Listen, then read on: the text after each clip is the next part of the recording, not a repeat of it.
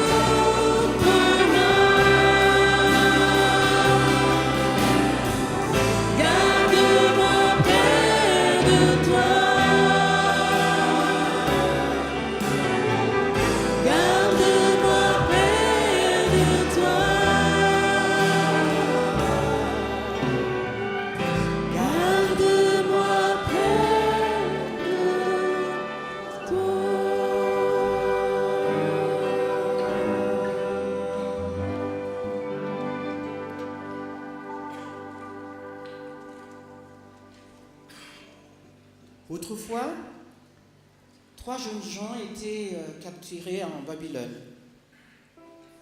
Ils étaient sûrs de cet amour de Dieu pour eux.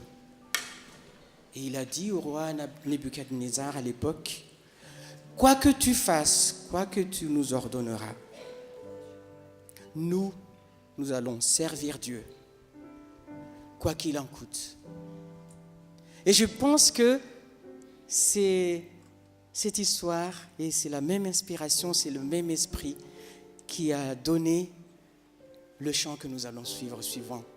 Chantons-le comme une profession de foi. Flo Mujusson.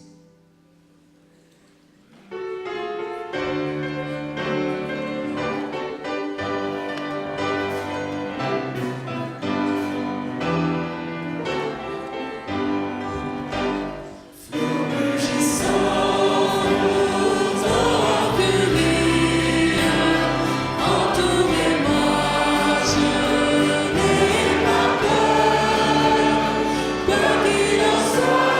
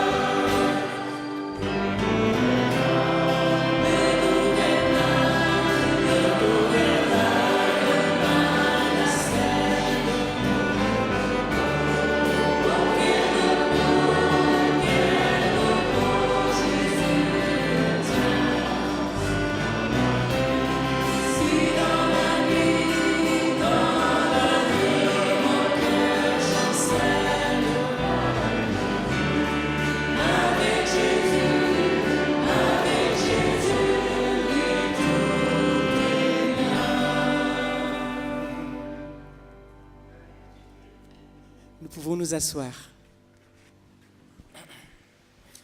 Alors, le chant qui va suivre sera dirigé par deux enfants. Laissez venir à moi les petits enfants, disait Jésus. On va les écouter en premier, la première strophe. Elles vont le chanter toutes seules. On écoute les paroles, on se met en connexion avec notre Seigneur. Ensuite, nous allons tous chanter ensemble. Et après, on va encore chanter ensemble sans les musiciens. Mais ils vont chanter avec nous. D'accord ?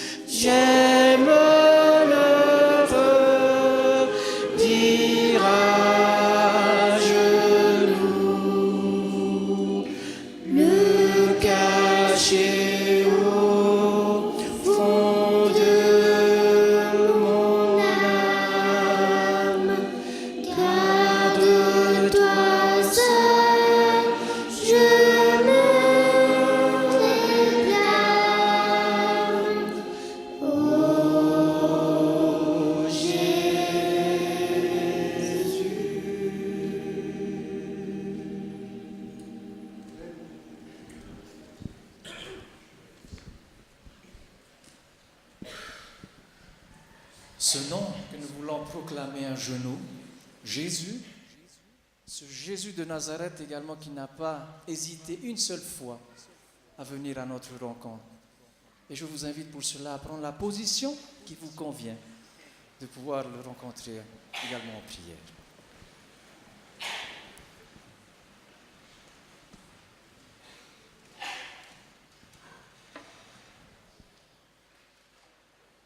Ce nom que nous voulons proclamer ce matin, Jésus, Sauveur du monde, celui qui a donné sa vie pour nous, Fils du Dieu vivant, Fils de David.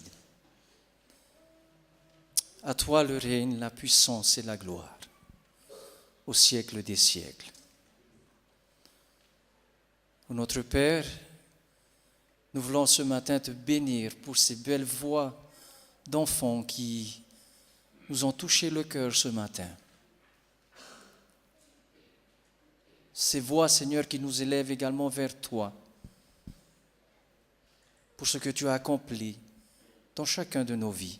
Oh oui, Père, nous voulons, en cet instant, sur nos genoux, tels que nous sommes, nous présenter devant toi, aussi pour te dire merci. Merci parce que tu es venu toi-même à notre rencontre. Avant même, Seigneur, que nous ayons ouvert la bouche, tu l'as accompli. Merci parce que cette rencontre de ce matin, nous voulons vraiment que cela reste dans un esprit solennel, dans un esprit de recherche, de méditation, de louange et de reconnaissance. Nous voulons aussi penser à tous ceux qui nous suivent par Internet, de par les coins les plus perdus de la France, mais qui par les réseaux d'Internet, Seigneur, nous suivent ce matin. Nous voulons leur souhaiter également un bon culte avec nous. Et que là où ils sont, Seigneur, ils puissent se réjouir que ta présence soit avec eux. Aussi, Père, nous voulons te prier que dans ce moment de culte, nous puissions de tout cœur te laisser nous parler et que nous soyons en ton écoute. Bénis ton peuple, au nom de Jésus. Amen.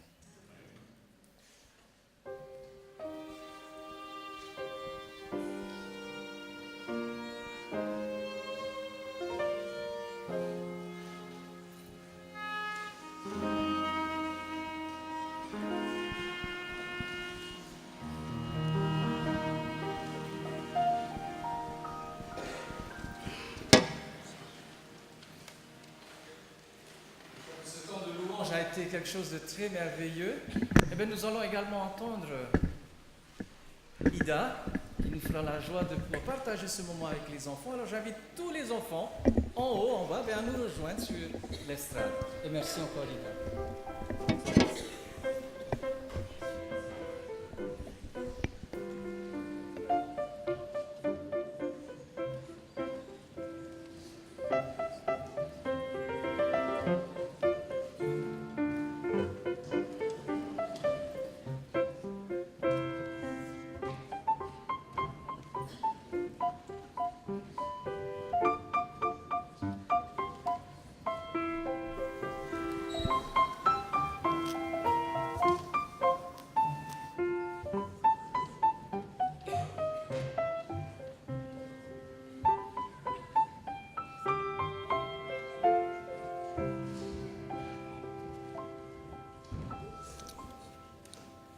Bonjour les enfants. Bonjour les grands. Comment allez-vous? Très bien. Je suis si contente d'être avec vous à nouveau aujourd'hui et de passer avec vous ce petit moment de partage, ce petit moment d'histoire. Et ce matin, je vais vous raconter l'histoire d'un petit garçon. Un petit garçon qui s'appelle Saro. Cette histoire est bouleversante parce que ce n'est pas une histoire inventée. C'est une histoire réellement vécue par cet enfant. Alors, Saro, un garçon de 5 ans, un petit garçon de 5 ans, né en Inde, vit avec sa petite famille. Il y a sa maman qui s'appelle Kalma, son grand frère qui s'appelle Gudo, sa petite sœur qui s'appelle Shekira. Alors, la petite famille habite dans un petit village défavorisé qui s'appelle Ganesh Tale. C'est un petit village perdu au fin fond de l'Inde, au milieu de nulle part. Étant pauvre et abandonnée par son mari, la maman de Saro travaille dur pour subvenir aux besoins de ses enfants. Elle ramasse des cailloux, des pierres, pour les constructeurs de maisons, mais elle n'arrive pas forcément à avoir assez d'argent pour nourrir ses enfants. Et malgré la misère dans cette famille, la force qui pousse cette famille à survivre, il les puise dans l'amour et l'entraide. Alors, à 5 ans, Saro s'est retrouvée à travailler, à accompagner son grand frère de 14 ans et aller dans la gare comme porteur pour aider leur maman. Et puis un jour, une journée de travail, il était très fatigué. Alors il s'est mis sur un banc et il s'est couché, il s'est endormi là, sur l'un des bancs de la gare. Et à son réveil, incapable de retrouver son grand frère, il est monté dans un des trains à l'arrêt. Et alors, épuisé de crier et d'appeler le nom de son grand frère, de nouveau, il s'est endormi. Et pendant qu'il dormait, Saro, le train, il s'est mis à rouler, à bouger, à avancer, à rouler et à ne plus s'arrêter. Saro n'a pas pu descendre de ce train au bout de seulement 2 jours. Il n'arrivait pas à descendre, le train ne s'arrêtait pas.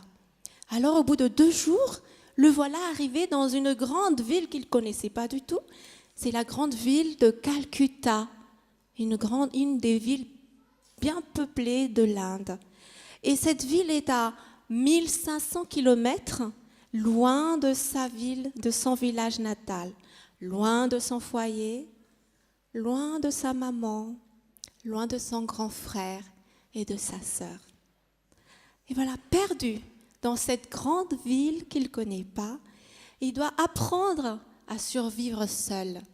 Alors, il a survécu dans cette grande ville pendant des mois, en buvant l'eau du robinet et en fouillant les poubelles pour subsister. Mais un jour, finalement, il a été recueilli dans un orphelinat. Et un jeune couple australien, Sue et John, l'a adopté. C'est des gens formidables. Ils étaient touchés par la condition de ces enfants abandonnés en Inde. Et alors, Saro part avec ses nouveaux parents, ses parents adoptifs, et il part vivre en Australie, dans une ville appelée Tasmanie. Et 25 ans plus tard, les enfants, Saro est devenu grand adulte. Et il est devenu un vrai Australien aussi. Mais au fond de lui, il a toujours une pensée à sa petite famille indienne.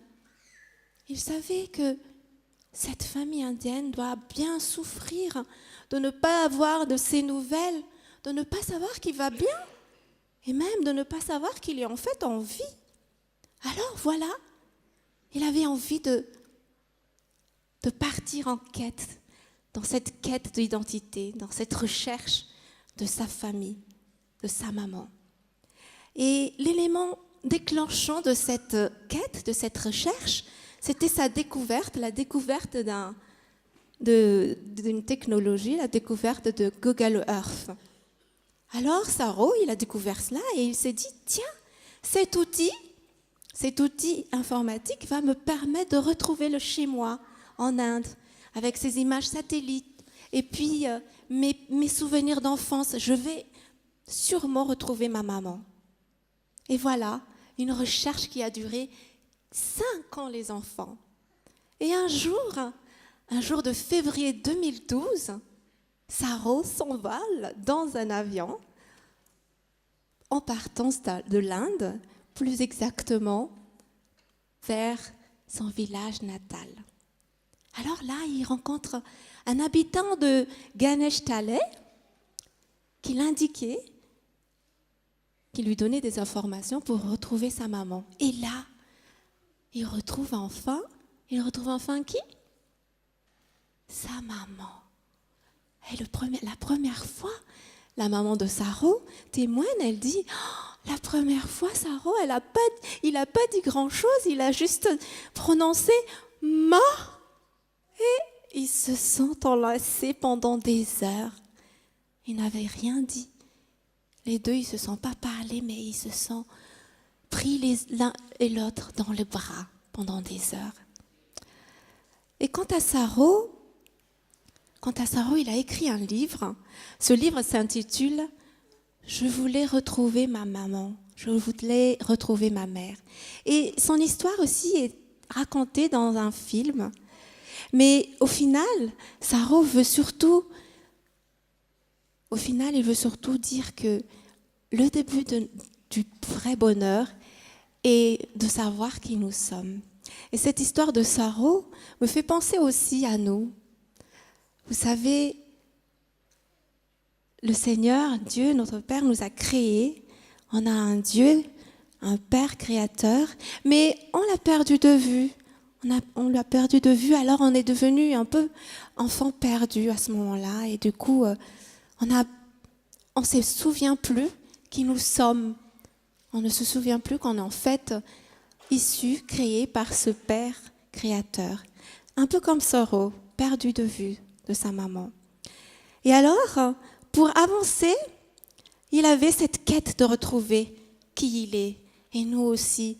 Moi, j'aspire, je prie pour chacun de vous, pour chacun de nous tous. Je prie ce matin que cette quête d'identité en Jésus nous donne la force, nous donne le désir d'aller à la rencontre de notre Père, de notre Seigneur. Et le jour où nous allons le voir face à face, on sera aussi heureux, dans la joie, dans l'entrainte, comme il était Sarro. Alors ma prière, c'est que nous puissions trouver ce chemin qui nous mène vers la maison du Père et qui nous conduit par sa parole, c'est notre Google Earth, par sa parole, par son esprit et surtout par son amour. Voilà les enfants, c'est la petite histoire de ce matin. Vous pouvez rejoindre vos parents.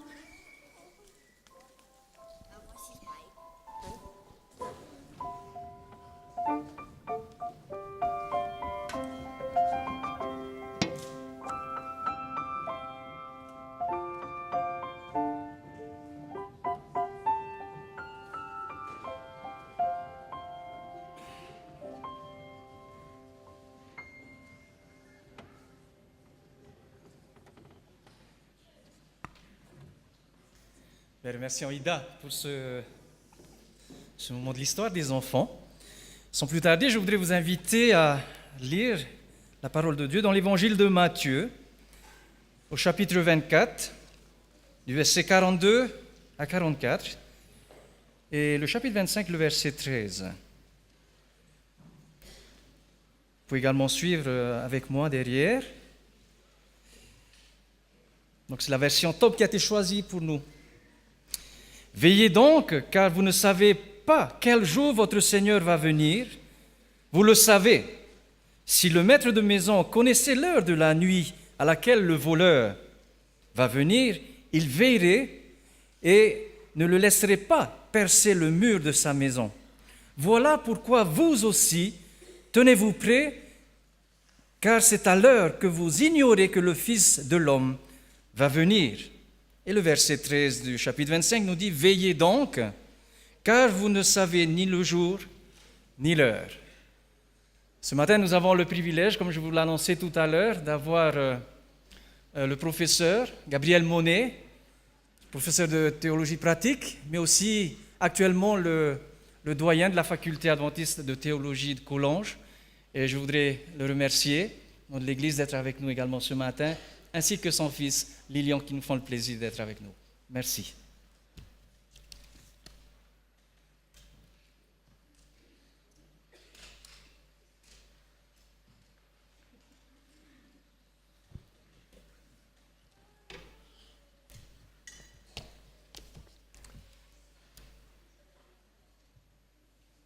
Quelle est la marque ou la caractéristique de l'adventiste authentique? Une question plus complexe qu'il n'y paraît. En tout cas, si plusieurs réponses seraient possibles, et même bonnes, utiles, l'une d'entre elles peut puiser sa source dans les versets qui viennent d'être lus. Cette invitation à attendre le retour de Jésus. Pas simplement l'attendre, mais à se tenir prêt. Et ce mot « veiller » qui est apparu à plusieurs reprises dans les 3-4 versets qui ont été lus dans ces chapitres 24 et 25 de Matthieu. Ce mot « veiller » est évidemment un mot clé. Que signifie « veiller » pour nous aujourd'hui, alors que nous attendons encore, et peut-être nous nous impatientons à l'idée que Jésus revienne. En méditant sur ce verbe « veiller », j'ai été amené à faire le lien avec d'autres mots de la langue française, et un en particulier, qui est le mot « bienveillance ». Et je me suis interrogé dans mes pérégrinations méditatives intérieures de quel pouvait être le lien entre le fait de veiller et d'être bienveillant. On voit presque d'entrée une similarité linguistique là. Alors, je vais tout de suite montrer que finalement, c'est plus une impasse qu'autre chose d'un point de vue étymologique. En effet, l'histoire des mots nous dit que le mot bienveillance, benevolence, ou la famille de cela, donc il y a bien le mot bien, qui apparaît assez évident, mais le mot veillance, en l'occurrence, dans l'ancien français, était la veuillance, plus que la veillance. Il ne s'agit pas de faire le lien avec le verbe veiller, être attentif, voir, mais le verbe vouloir, qu'on conjugue d'ailleurs à certaines formes de l'impératif ou du subjonctif, comme veuille. Et on retrouve ça, c'était la bienveillance, et qui est devenue la bienveillance. Il n'empêche que, même si je reconnais volontiers la limite du lien étymologique, n'y a-t-il pas un lien entre le fait de veiller, de se tenir prêt, de se préparer pour le retour de Jésus, et l'invitation à la bienveillance omniprésente dans l'Évangile? Alors, je voudrais réfléchir un peu plus loin et creuser avec vous ce lien, cette possibilité-là. Parce qu'en effet, le risque, c'est qu'en tant qu'adventistes, nous nous contentions d'être des attentistes qui attendons de manière immobile, sans acte, sans volonté, avec un regard qui reste limité ou peut-être sans une vraie vision qui mène à l'action. Évidemment, en lien avec cette invitation à la veille et aussi à la bienveillance, un des passages bibliques qui est cher à nos cœurs, qui est cher aux miens et que j'aimerais partager avec vous ce matin, c'est la parabole que Jésus utilise, que Jésus raconte des 10 vierges. D'ailleurs, de manière intéressante, vous avez remarqué que ces textes qui ont été lus, avec pratiquement exactement la même formule, veillez, car vous ne savez pas quand cela adviendra, le retour de Jésus, eh bien, la première mention de ce texte-là est vers la fin du chapitre 24 de Matthieu, et la deuxième mention qui a été lue au chapitre 25, verset 13. Or, qu'y a-t-il entre ces deux mentions? Précisément, entre autres, la parabole des 10 vierges. Alors, je reviendrai peut-être sur les éléments structurels et ce qu'ils peuvent nous dire dans l'évangile de Matthieu, car c'est parfois un message à soi, mais j'aimerais d'abord lire avec vous cette parabole. Je sais, beaucoup d'entre vous la connaissent par cœur. Et peut-être beaucoup d'entre vous, à partir du moment où j'ai dit « Ah, on va parler de la parabole des 10 vierges », ceux d'entre vous, en tout cas, qui fréquentent des églises adventistes depuis de longues années, vous avez probablement entendu bien des prédications, bien des méditations, bien des messages, vous avez bien souvent lu ce texte. Et vous dites « Ah, ben on connaît la teneur du message. Il y a des vierges folles, il y a des vierges sages, il faut faire comme les sages, avoir de l'huile et être prêt. » C'est vrai. Mais j'aimerais explorer un petit peu plus que cela, ce texte. Aller jusque dans certains détails et peut-être nous laisser surprendre par certains éléments de ce texte-là. Alors, maintenant que je vais lire, je vous invite donc à être attentif au texte, à l'ensemble des éléments, à l'ensemble des personnages qui y sont mentionnés, à l'ensemble des actions qui y sont décrites. Jésus dit donc au milieu de ce discours qu'on appelle le discours eschatologique, qui part de la fin des temps. Alors il en sera du royaume des cieux comme de 10 jeunes filles qui prirent leurs lampes et sortirent à la rencontre de l'époux. 5 d'entre elles étaient insensées et 5 étaient avisées. En prenant leurs lampes, les filles insensées n'avaient pas emporté d'huile. Les filles avisées, elles, avaient pris, avec leurs lampes, de l'huile dans des fioles. Comme l'époux tardait, elles s'assoupirent toutes et s'endormirent. Au milieu de la nuit, un cri retentit. « Voici l'époux, sortez à sa rencontre !» Alors, toutes ces jeunes filles se réveillèrent et apprêtèrent leurs lampes. Les insensés dirent aux avisés, « Donnez-nous de votre huile, car nos lampes s'éteignent. » Les avisés répondirent, « Certes pas, il n'y en aurait pas assez pour nous et pour vous. Allez plutôt chez les marchands et achetez-en pour vous. » Pendant qu'elles allaient en acheter, l'époux arriva. Celles qui étaient prêtes entrèrent avec lui dans la salle des noces et l'on ferma la porte. Finalement, arrivent à leur tour les autres jeunes filles qui disent « Seigneur, Seigneur, ouvre-nous !» Mais il répondit « En vérité, je vous le déclare, je ne vous connais pas. Veillez donc, car vous ne savez ni le jour, ni l'heure. »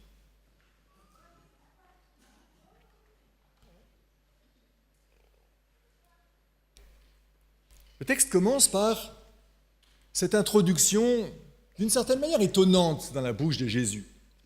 À bien des reprises, il a utilisé des paraboles, et en particulier dans l'évangile de Matthieu, des paraboles qu'on appelle les paraboles du royaume. Cette thématique du royaume est le fil conducteur de l'évangile de Matthieu. Les premiers mots que Matthieu met dans la bouche de Jésus, au chapitre 4, évoquent cette notion du royaume. « Repentez-vous, car le royaume des cieux est proche. » Première phrase qu'on trouve dans la bouche de Jésus, telle que rapportée dans cet évangile. C'est la thèse de l'évangile, la compréhension que Matthieu a eue à l'écoute, à la méditation de tout ce magnifique ministère de Jésus. Repentez-vous, car le royaume des cieux est proche. Et finalement, tout cet évangile est construit autour de cette notion de royaume. Il est très habilement élaboré, cet évangile, avec une réflexion très aboutie sur la manière de l'avoir écrit. Il y a une alternance de récits et de discours. Il y a 5 grands discours qui viennent rythmer l'ensemble de l'évangile comme une vraie cathédrale. Une cathédrale qui ressemble presque plus à une pyramide, car il y a une logique entre les premiers récits et le dernier, le premier discours et le dernier, le récit suivant et celui qui précède, et ainsi de suite. Et d'ailleurs, 2 des discours phares de cet évangile sont bien connus. On les appelle le sermon sur la montagne, Matthieu 5, 6 et 7, qui commence avec les béatitudes et qui finalement présente quoi ? Les valeurs du royaume que Jésus est venu instaurer. Les valeurs de ce royaume présent.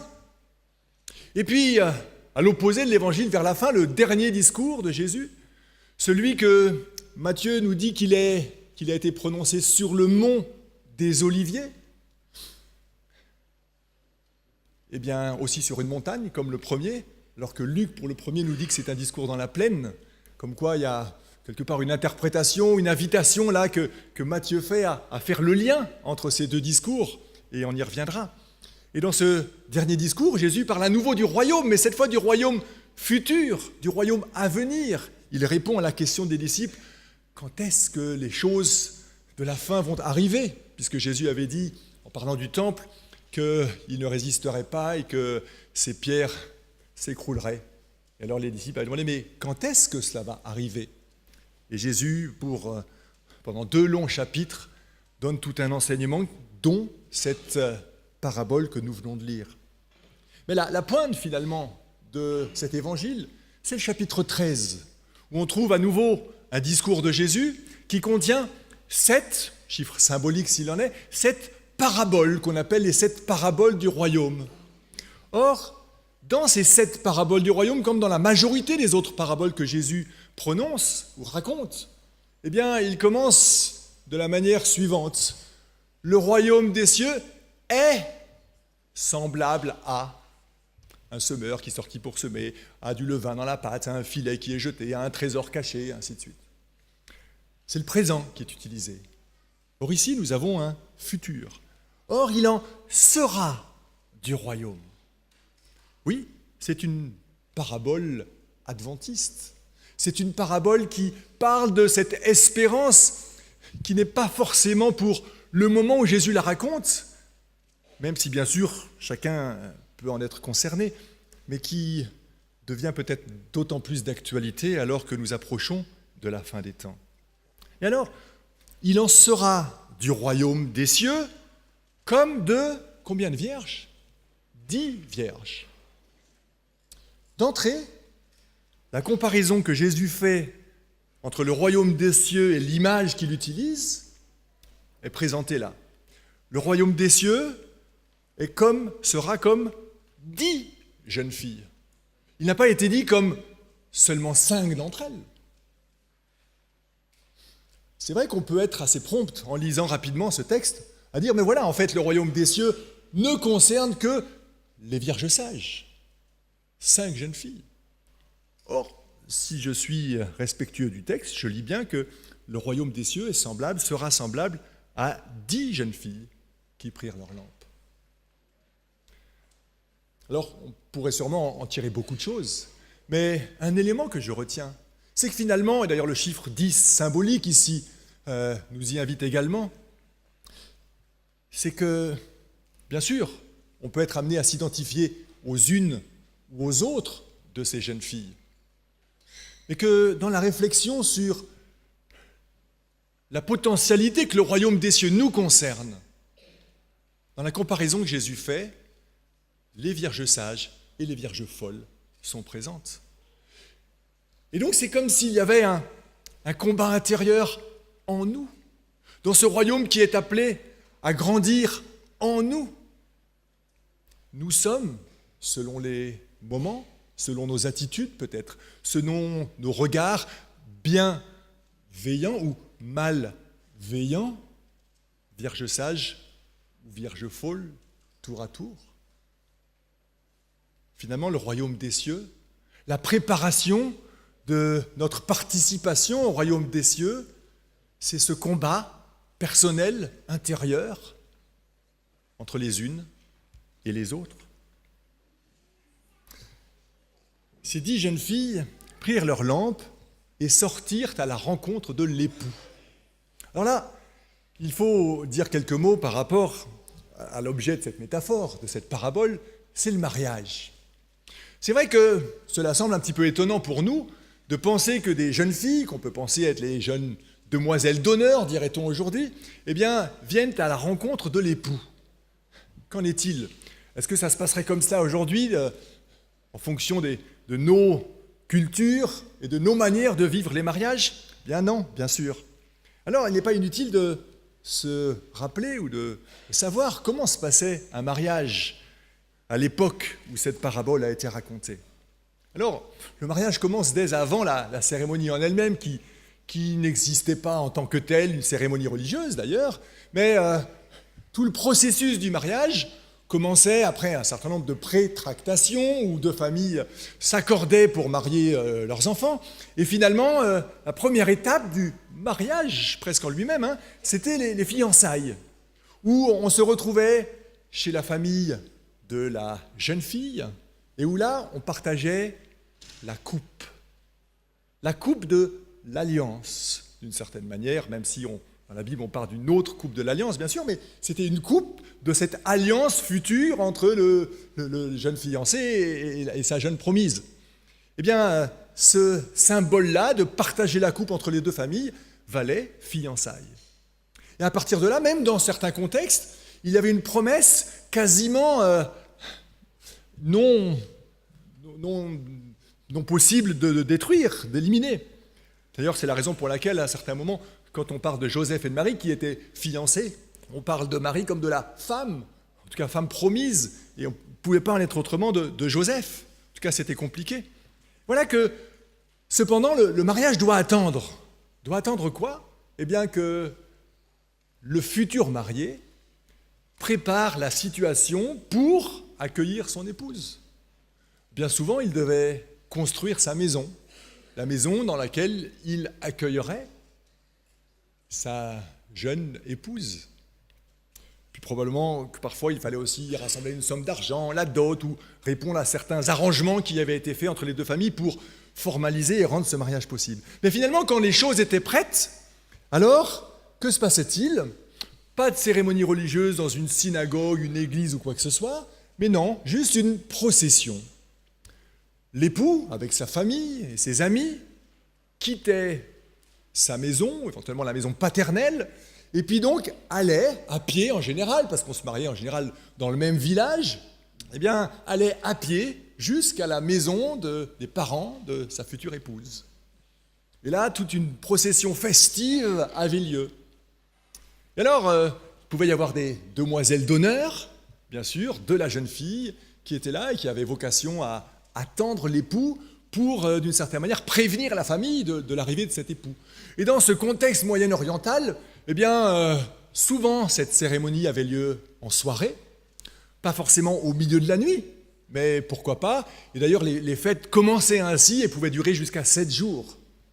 Au passage, il y a certaines traditions qui montrent que les jeunes filles vierges, donc non encore promises, non mariées, non même fiancées, si elles étaient vêtues de blanc et si elles avaient ces fameuses lampes, pouvaient, sans même être invitées, participer à cette procession et à la fête qui devait ensuite avoir lieu, puisque donc l'époux venait chercher sa future épouse dans la maison des parents de sa fiancée, et ensuite s'en retournait dans sa future maison, ou dans la maison paternelle, pour y faire la fête, pour y vivre un festin.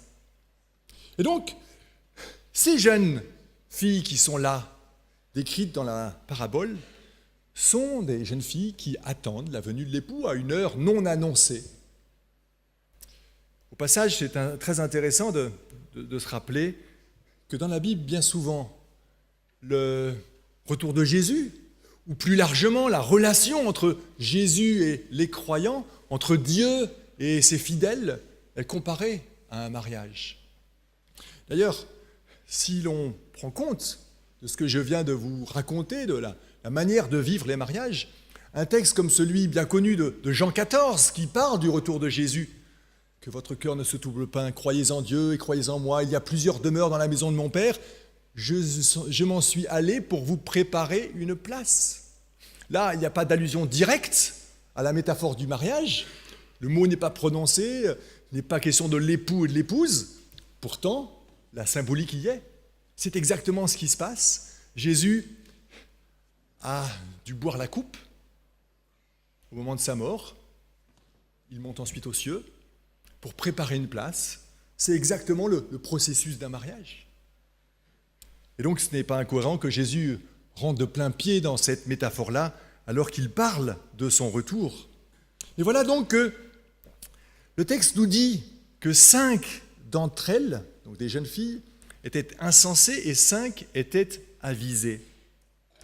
Pourquoi est-ce que les unes sont folles ou sages? Dans les nouvelles traductions comme celle-ci, que j'ai tendance à préférer, on parle de vierges ou de jeunes filles, d'ailleurs, insensées et avisées, peut-être un peu moins péjoratif pour les folles, même si le mot sage, pour le coup, est riche de sens et pertinent.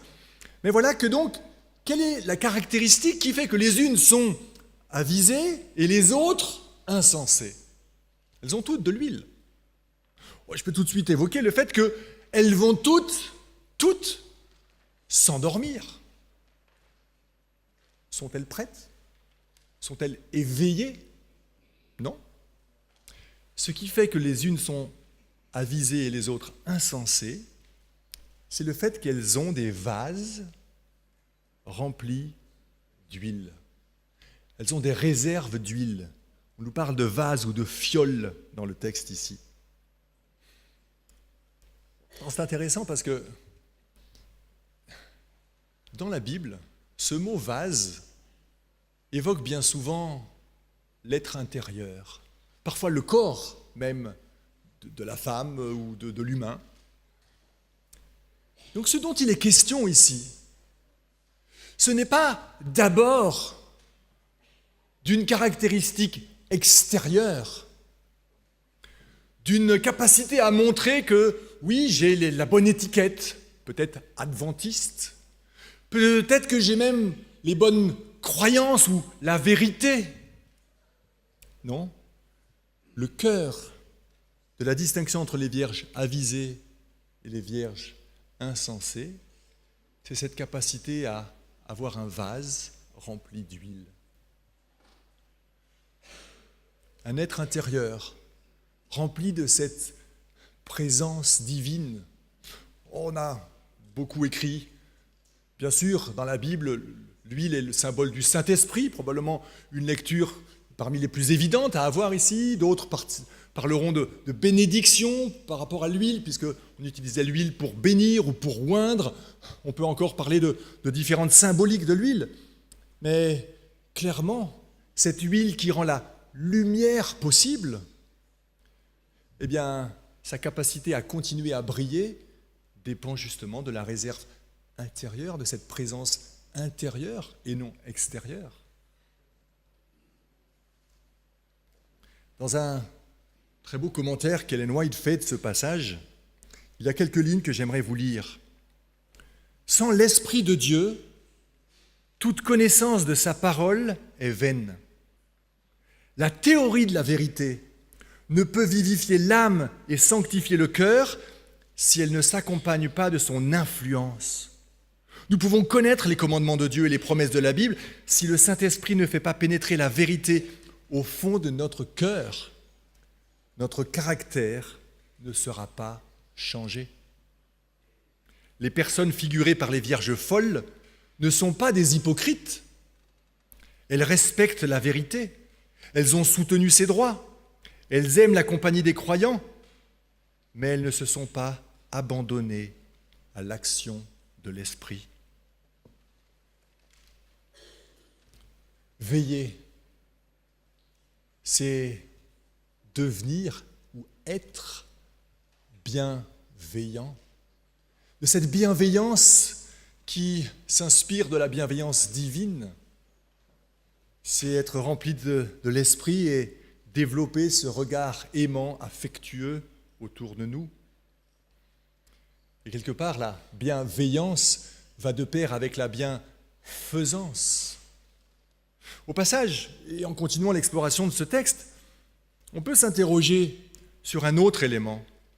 Qu'est-ce qui fait que les jeunes filles insensées n'ont pas pu participer à la fête? Était-ce parce qu'elles n'avaient pas d'huile? C'est un peu ce que je viens de sous-entendre. C'est vrai. Et cela n'est pas faux, bien entendu. Mais si on regarde attentivement le texte, ce n'est pas ça le problème. Rien ne dit dans le texte que tous ceux qui ont pu rentrer pour le festin avaient toutes des lampes allumées et des réserves d'huile.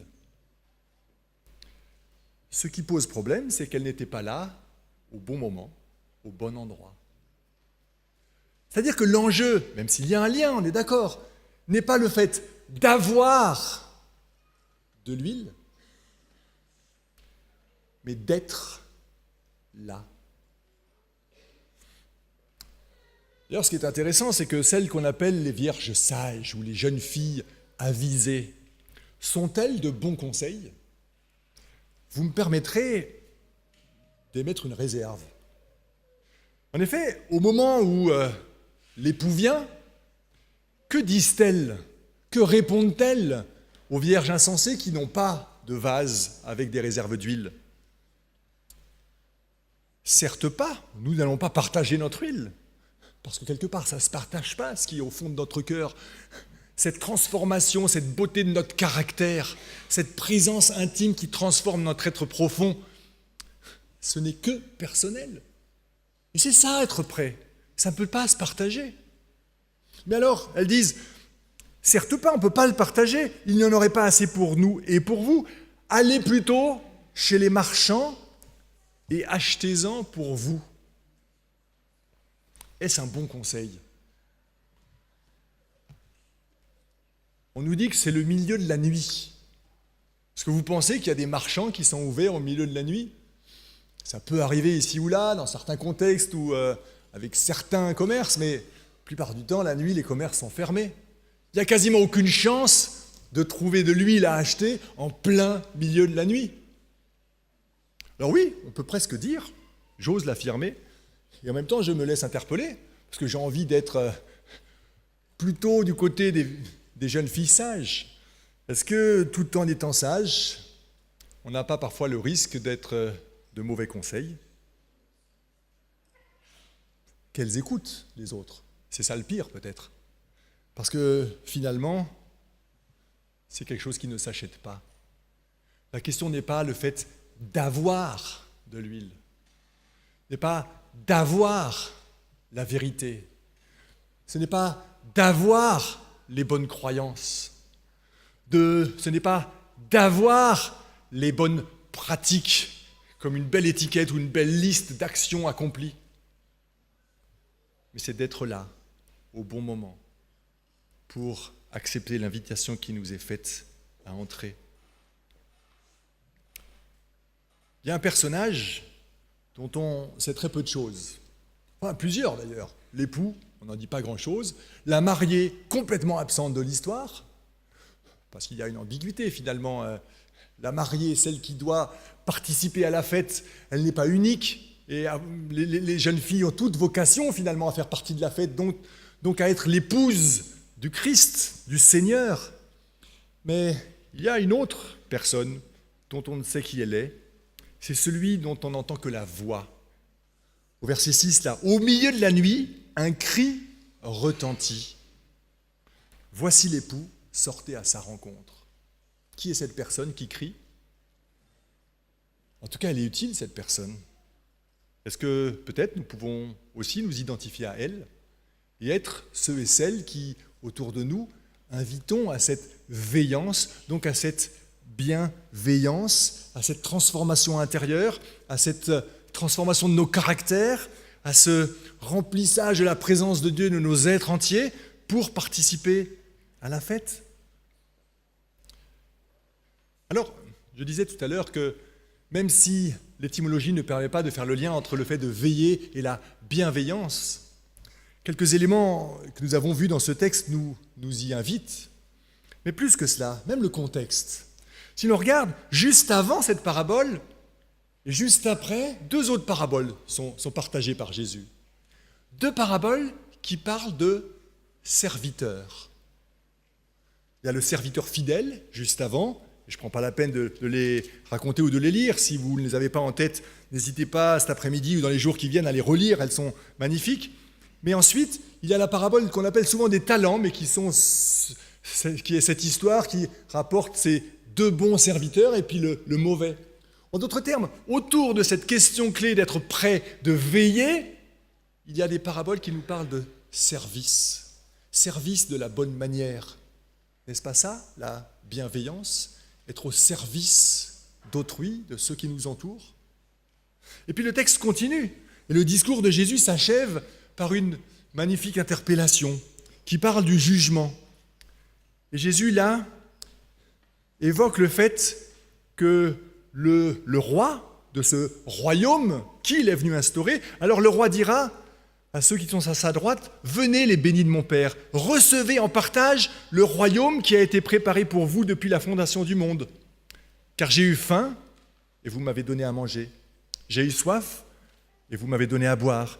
J'étais un étranger et vous m'avez recueilli, nu et vous m'avez vêtu, malade et vous m'avez visité, en prison et vous êtes venus à moi. » Alors les justes lui répondront, « Seigneur, quand nous est-il arrivé de te voir affamé de te nourrir, assoiffé de te donner à boire?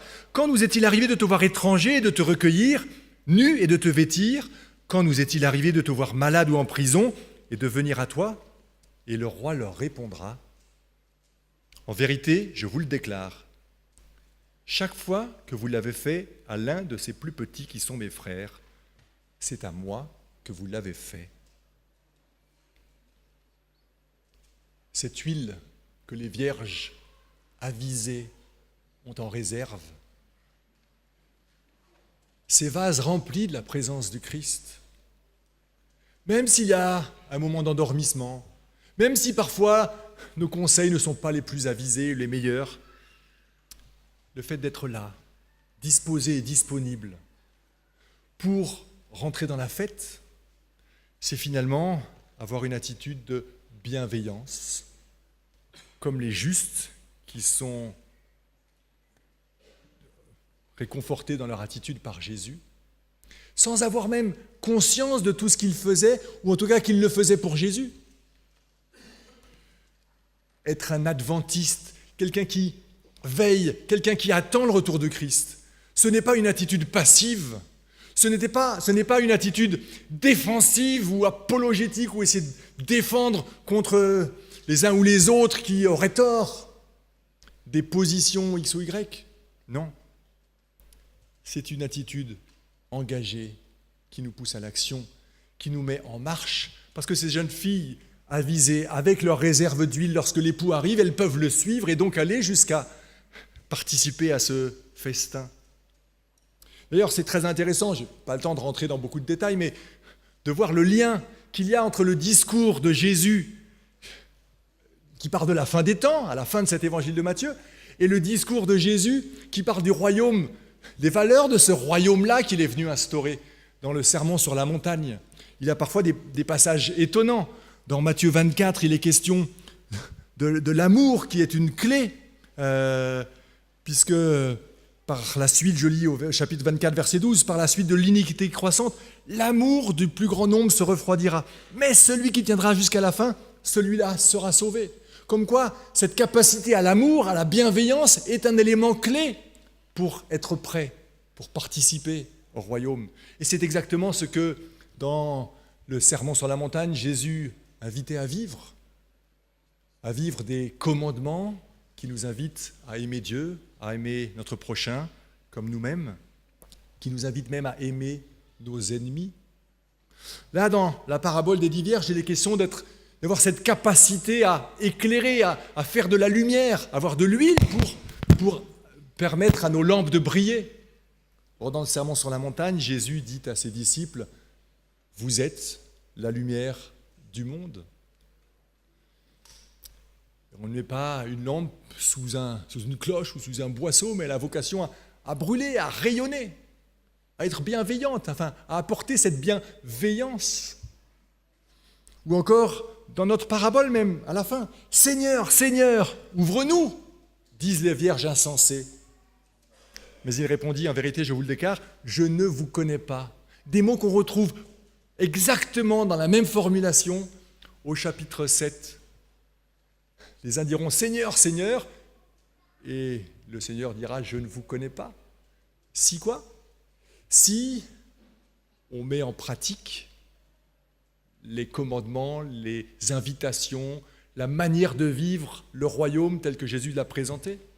Or, c'est intéressant que dans les deux cas, dans les deux discours, il est question de sages et de fous. Ce sont les jeunes filles, là, dans notre discours de la fin des temps.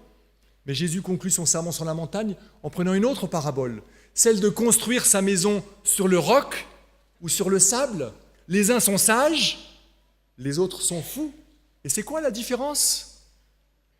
Ceux qui mettent en pratique les paroles qui sont contenues dans le discours de Jésus. En d'autres termes, ce n'est pas avoir qui compte.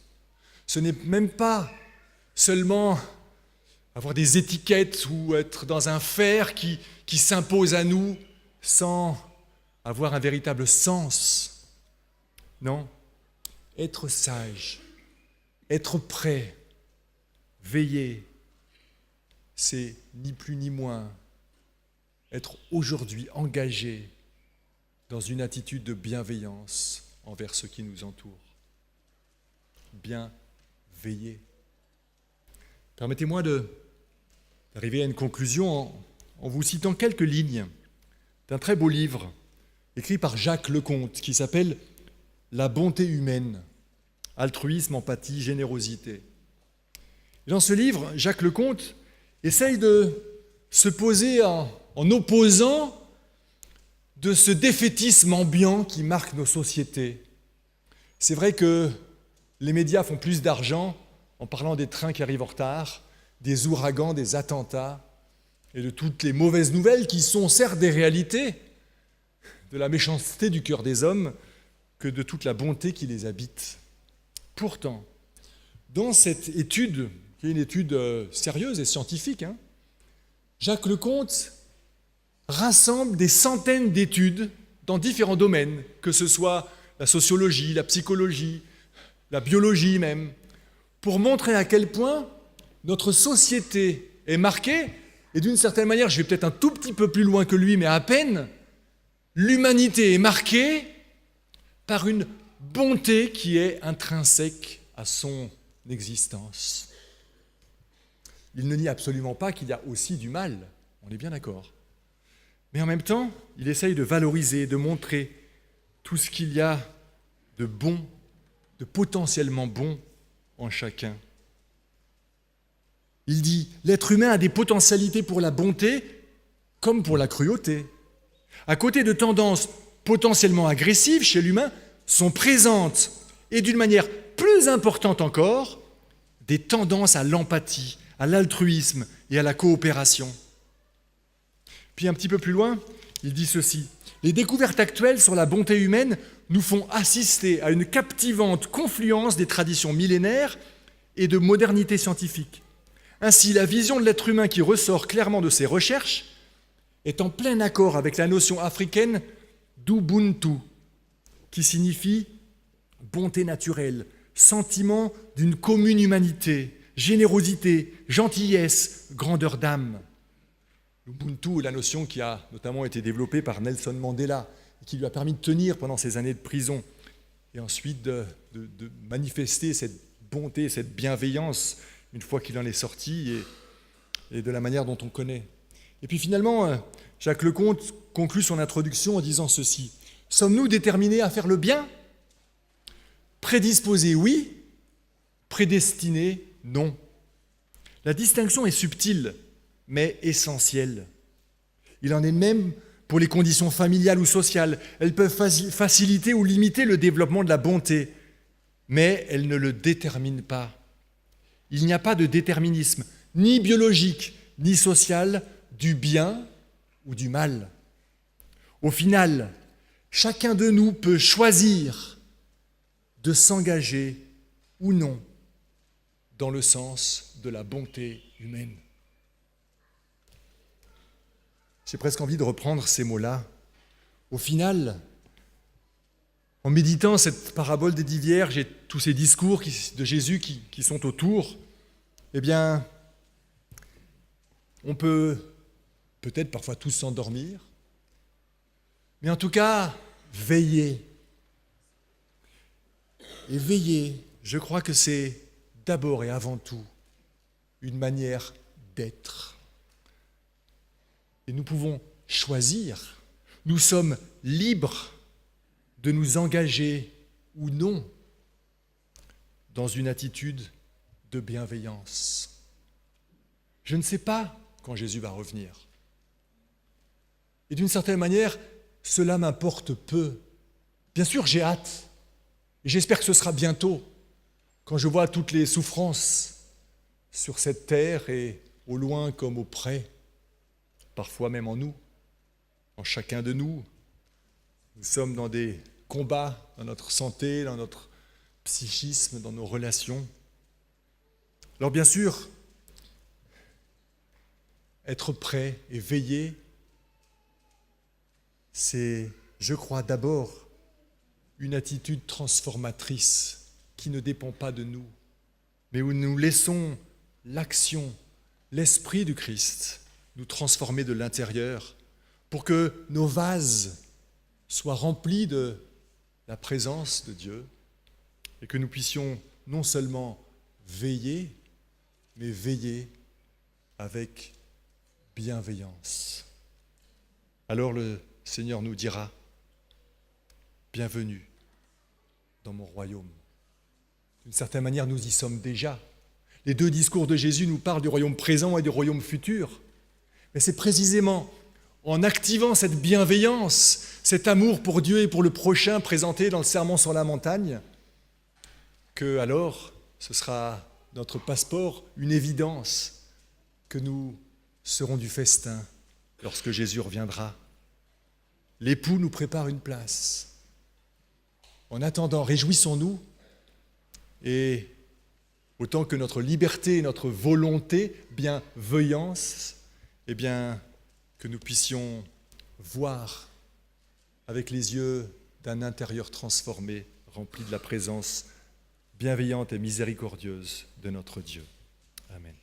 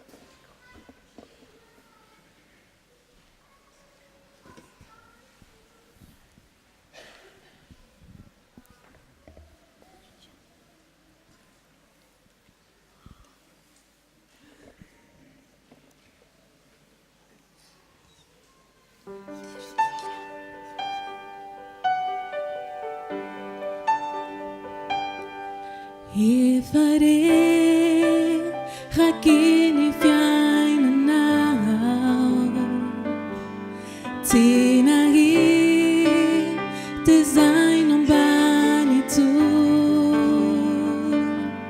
Saikela sakata natin famosa pua Te ai quituni sai natal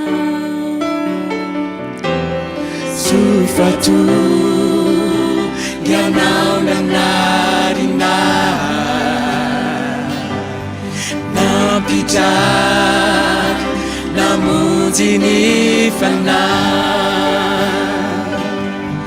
Nusita Linaw ni ferita Twanatiku Izay Najata ni fuku Mananaw Tupo famananana Nyubani Fiyay na kutupo Tawanina Silane Inaura na Jayana Tiwatu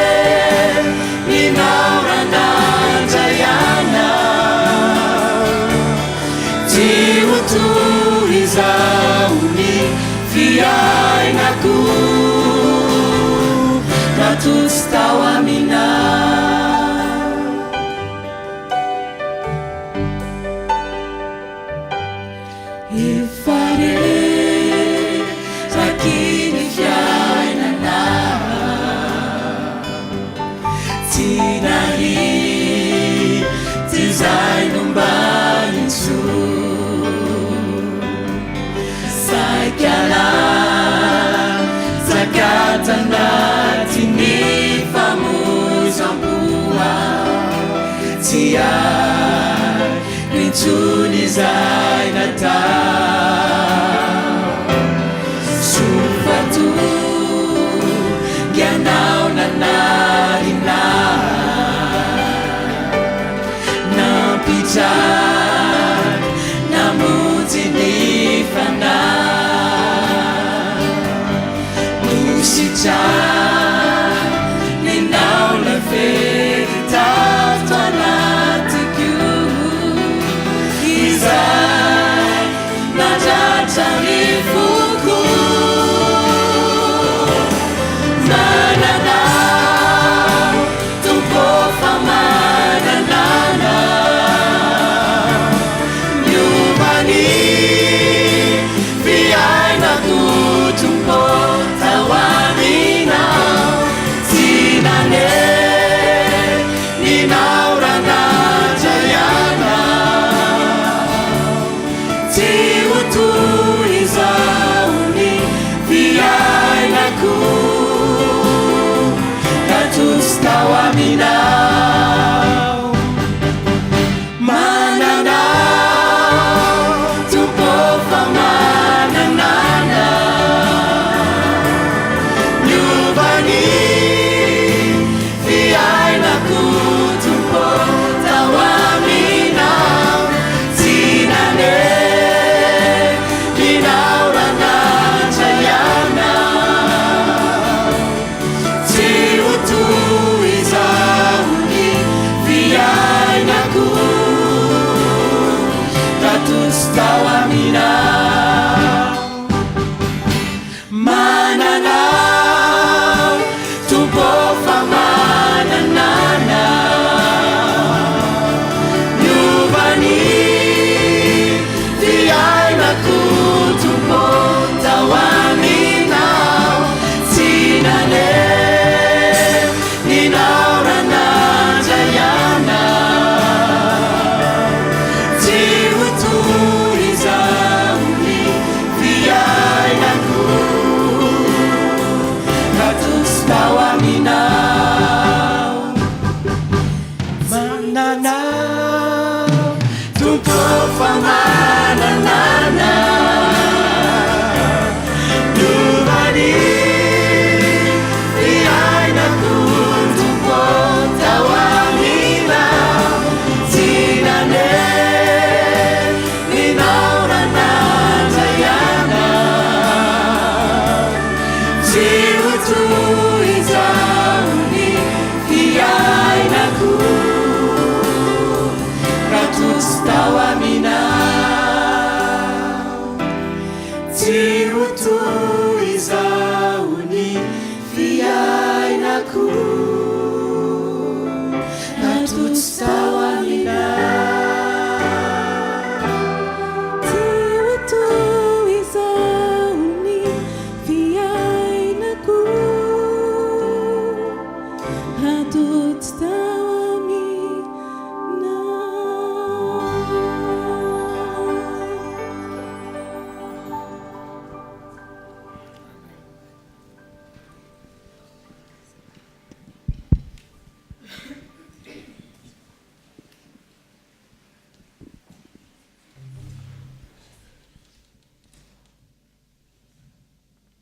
Merci le Seigneur pour cette belle méditation.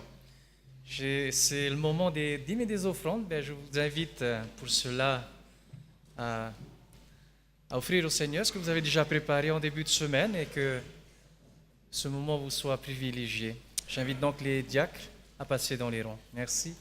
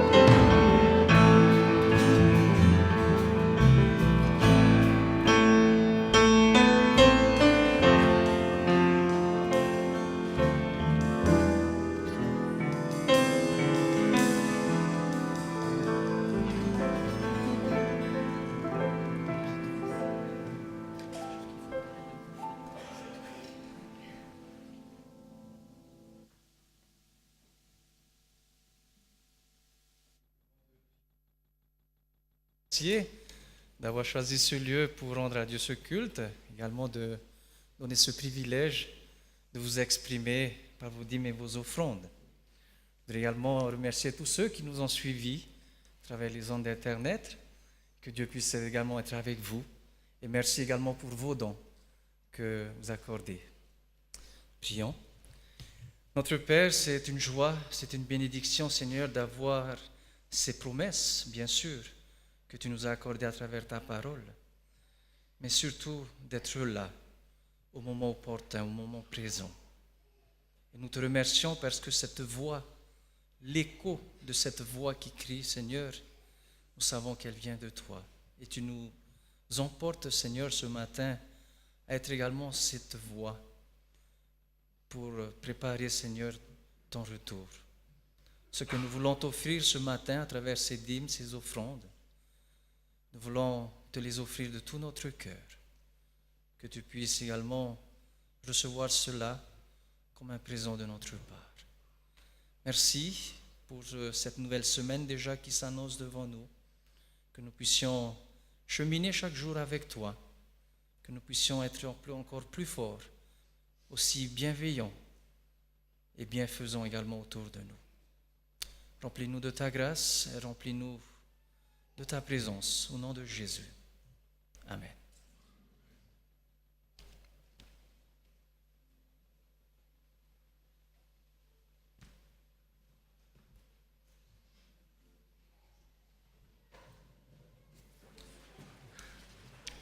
Que sa force nous anime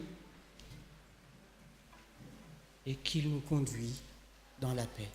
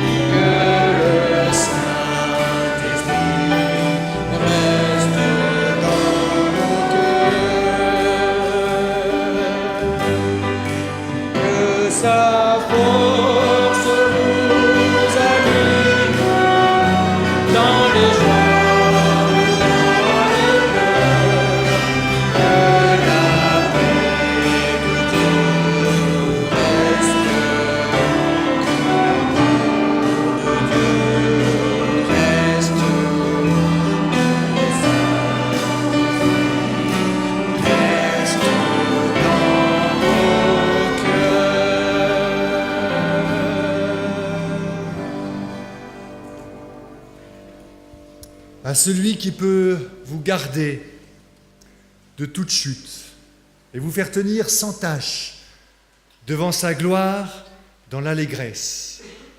Au Dieu unique, notre Sauveur, par Jésus-Christ, notre Seigneur, gloire, grandeur, puissance et autorité, avant tous les temps, maintenant et à jamais.